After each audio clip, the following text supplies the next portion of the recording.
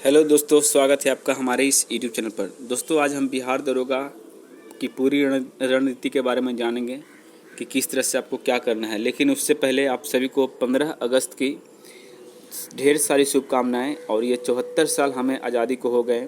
इस आज़ादी को पाने में लगभग लाखों करोड़ों लोग इसमें सहयोग किए थे और हज़ारों की संख्या में वीर गति को प्राप्त हुए थे। उन क्रांतिकारियों को एक बार मैं नमन करता हूँ और उन्हें याद करता हूँ।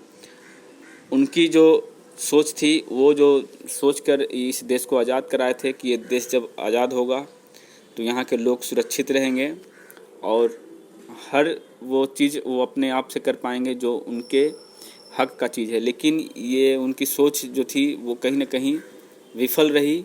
उनके बलिदान कहीं ना कहीं विफल रहे दोस्तों, क्योंकि यहाँ पे देश तो आज़ाद है लेकिन लोग आज़ाद नहीं हैं। अभी भी वो कठपुतली बने हुए हैं, किनके तो नेता और मंत्री के कठपुतली बने हुए हैं।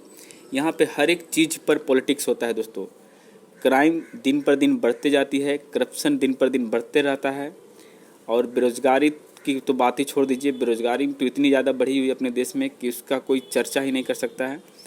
और तमाम जितने भी चीज़ें आप देख सकते हैं दोस्तों, जो भी पॉजिटिव खबर कुछ भी नहीं है अपने देश में। अब वृद्धा पेंशन को आप पॉजिटिव नहीं कर सकते हैं और ना ही आप थोड़े बहुत आरक्षण किसी को मिल जाए तो उसको आप पॉजिटिव खबर नहीं कर सकते हैं। ये देश सिर्फ पॉलिटिक्स से भरा हुआ है और इसमें कुछ भी नहीं है रखा हुआ है आम लोगों के लिए या फिर बेरोजगार युवाओं के लिए। कुछ भी नहीं रखा है और देश को कहते हैं कि हम ऊंचाइयों पर ले जाएंगे। देश ऊंचाई पर युवाओं के दम पे जाती है, जबकि यहाँ के युवा बेरोजगार पड़े हुए हैं, घर में बैठे रहते हैं मोबाइल लेकर के, कॉपी किताब लेकर के। तो ऐसे में देश की तरक्की कभी हो ही नहीं सकती। तो खैर छोड़िए, अब जो होगा सो अब आपकी मर्ज़ी के ऊपर होगा, हमारी मर्ज़ी के ऊपर होता है और हमें नचाता है यहाँ के गवर्नमेंट, यहाँ के नेता, यहाँ के मंत्री। तो चलिए आज स्टार्ट करते हैं बिहार दरोगा की पूरी रणनीति के बारे में दोस्तों। और इस बार आपको नौकरी ले लेनी है और इस नौकरी से एकदम पीछे नहीं हटना है। तो जो भी तैयारी करते हैं बिहार दरोगा की, तो चलिए पहले बता दें इसमें क्या क्या होता है दोस्तों। इसमें सबसे पहला चीज़ कि इसमें आपका 3 एग्ज़ाम होता है। पहला पीटी एग्ज़ाम होता है, दूसरा जो है मेंस होता है और तीसरा जो आपका फिजिकल का एग्ज़ाम होता है दोस्तों, यानी कि ये थर्ड मान सकते हैं इसको। तो देखिए इसमें पीटी जो रिजल्ट होगा यानी पेपर 1 जिसको कहते हैं, इसमें 100 प्रश्न होंगे दोस्तों। और 100 प्रश्न में क्या होगा तो सिर्फ और सिर्फ सामान्य अध्ययन होता है। सामान्य अध्ययन में आपको क्या क्या आएंगे इसके बारे में हम बात करेंगे। जिसमें देखो दोस्तों, इसमें आपको नेगेटिव मार्किंग कितना रखा गया है तो मात्र 0.20, यानी कि आपका मान के चलिए 5 गलत करते हैं तो आपका 1 सही नंबर आपका काट लिया जाएगा। ठीक है, यानी कि ज़्यादा नेगेटिव नहीं रखा गया दोस्तों। तो आप चाहें तो यहाँ पे रिस्क ले सकते हैं। 100 प्रश्न अगर आप अटेम्प्ट करते हैं 100 प्रश्न को, तो भी आपको कोई ज़्यादा नुकसान होने वाली नहीं है। तो अब बात करते हैं दोस्तों पेपर 1 में हमें पढ़ना क्या क्या होगा, सिलेबस क्या होगी। ठीक है, तो पेपर 1 को जो पेपर 1 का जो भी सिलेबस है उसको जानने से पहले आपको सबसे पहले इसका प्रीवियस ईयर का क्वेश्चन पेपर आपको ढूंढना होगा, चाहे वो 2018 का हो, 2019 का जो हो या फिर उससे पहले का हो। इसका पेपर जब आप ढूंढ लीजिएगा तो आपको सिलेबस वहीं से मिलेगी, क्योंकि अगर फालतू का इधर उधर से तैयारी करेंगे जो किसी काम का नहीं हो, वैसे सारे क्वेश्चन पढ़िएगा तो आपका सिलेक्शन नहीं होगा, क्योंकि इसमें कंपटीशन बहुत हाई लेवल का होता है। तो चलिए हम बात करते हैं दोस्तों इसमें कितने नंबर का क्वेश्चन किस पार्ट से आते हैं। तो 1 नंबर पॉइंट जो है दोस्तों पेपर 1 में वो है आपका करंट अफेयर। देखिए दोस्तों, इस एग्ज़ाम में आपको करंट अफेयर बहुत बड़ा अहम जो है वैल्यू निभाता है, रोल निभाता है। करंट अफेयर के लगभग आपको 20 से 25 प्रश्न देखने को मिल सकते हैं, कम से कम 20 जरूर देखने को मिलेंगे दोस्तों। और ये करंट अफेयर कहाँ के होते हैं तो ये करंट अफेयर आपको पिछले 1 साल में जो भी तमाम घटनाएं घटी हो अपने देश में विदेश में, जो भी तमाम घटनाएं, तो उन सभी को आप डेली कवर कर सकते हैं। और उसके लिए आपको करना क्या होगा दोस्तों, आप कोई भी एक वार्षिकांक जो होता है 1 साल का वो बुक ले सकते हैं। चाहे आप प्रतियोगिता दर्पण ले लीजिए या फिर एसपीडी का ले सकते हैं, कोई भी बुक आप ले सकते हैं दोस्तों।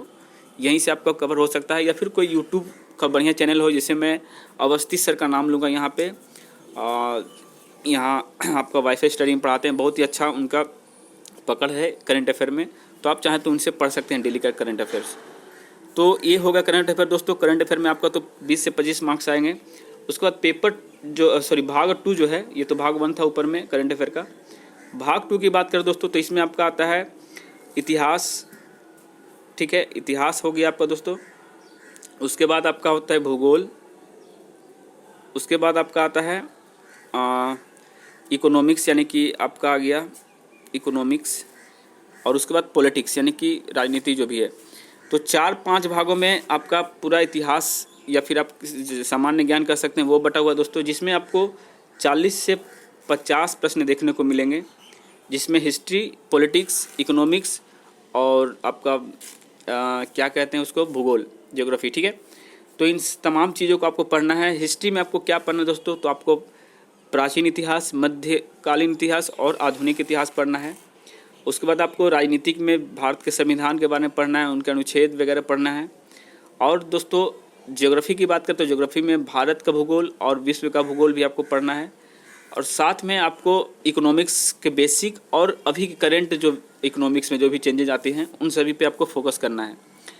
अब बात करते हैं दोस्तों इन 4 सब्जेक्ट के अलावा आपको विविध भी याद करना होगा, यानी विविध पर भी ध्यान देना होगा दोस्तों। विविध बहुत ही ज़्यादा अहम रोल निभाएगी, 5 से 6 प्रश्न यहाँ से आपको देखने को मिल जाएंगे।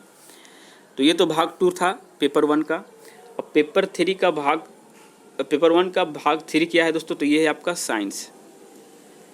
साइंस से भी आपके प्रश्न आएंगे, और कितने प्रश्न आएंगे, तो ये भी आपके 20 से 25 प्रश्न आपको आने की पूरी चांसेस होती है। मतलब कम से कम 25 प्रश्न आपको ज़रूर देखने को मिल जाएंगे इस सेक्शन से।